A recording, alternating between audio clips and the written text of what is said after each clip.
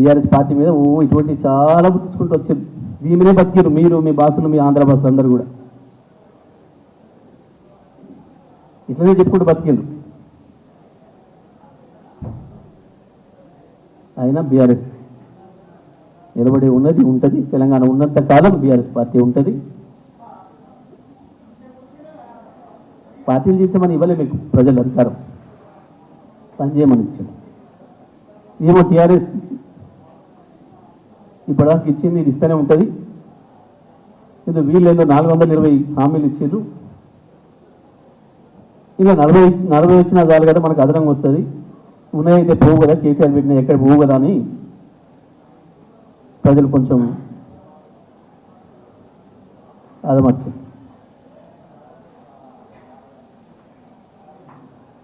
ఇప్పుడు దాంట్లో నుంచి బయటపడడానికి ఈ చిల్లర మాటలు, చిల్లర చేష్టలు, చిల్లర వేషాలు ఇవి మానుకోవాలి. ఇప్పటికైనా పార్టీలను చీల్చడం కొరకు అధికారాలు ఇవ్వరు ప్రజలు, పని చేయమని ఇస్తారు. మీరు ఇచ్చిన హామీల్ని నమ్మి అవి నెరవేరితేనే వాళ్ళ జీవితాల్లో కొంత అభివృద్ధి వస్తుందని ఇస్తారు. కాబట్టి ఇప్పటికైనా కోమటిరెడ్డి వెంకటరెడ్డి కావచ్చు, ఇంకా ఆయన మిత్రులు, ఇతర మంత్రులు కూడా ఈ ప్రగల్భాలు మాని పాలనపైన దృష్టి పెట్టాలని,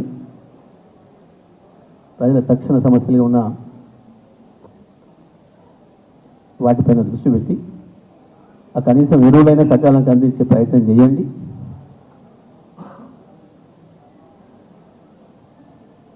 రైతు బంధులు, రుణమాఫీలు,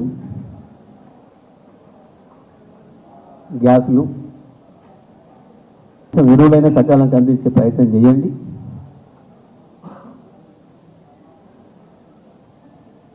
రైతు బంధులు, రుణమాఫీలు, గ్యాసులు,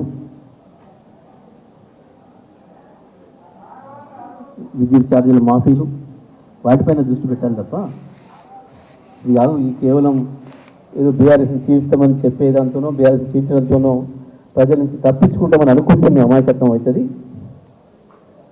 మీరు మమ్మల్ని చీల్చడం కాదు, ప్రజల్ని మిమ్మల్ని చీల్చి చెండాడతారు.